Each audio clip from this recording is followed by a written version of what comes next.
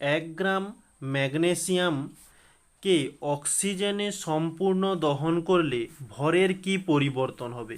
তাহলে magnesium Mg একে অক্সিজেনের সঙ্গে দহন করব। দহন করলে এই ম্যাগনেসিয়ামের সঙ্গে অক্সিজেন বিক্রিয়া করে কি হবে? 2 MgO।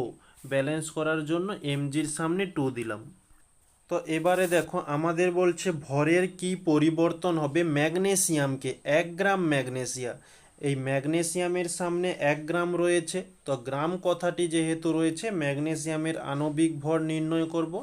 2 গুণিতক এমজির জন্য কত হয়? 24। তাহলে 24 গুণিতক 2 করলে 48 গ্রাম।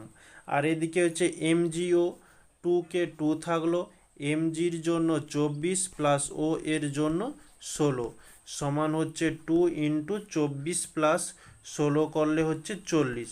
40 দুগুণে 80 এত গ্রাম। তাহলে এখানে লেখা যেতে পারে 48 গ্রাম এমজি দহন করে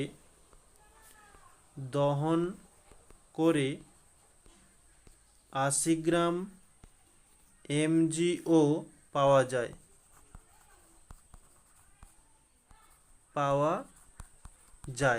তাহলে 1 গ্রামের কথা বলছে, 1 গ্রাম এমজিও দহন করে 80/48 ইন্টু 1।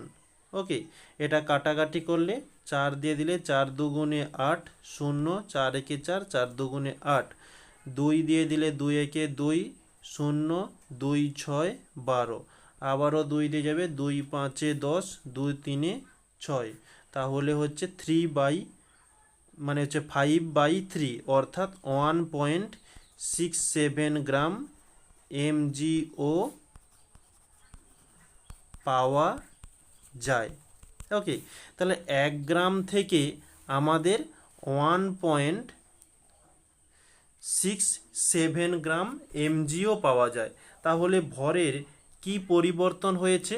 তাহলে আগে 1 গ্রাম ছিল, তারপরে 1.67 হয়েছে, অর্থাৎ বৃদ্ধি পেয়েছে।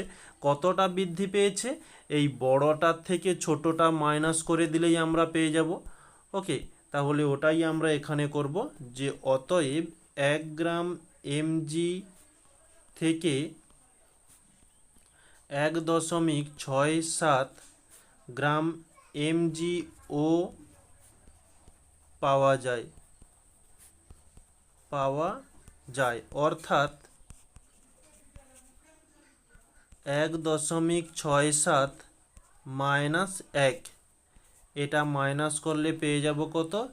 0.67 গ্রাম বৃদ্ধি পেয়েছে। ওকে, এই হচ্ছে আমাদের অ্যান্সার।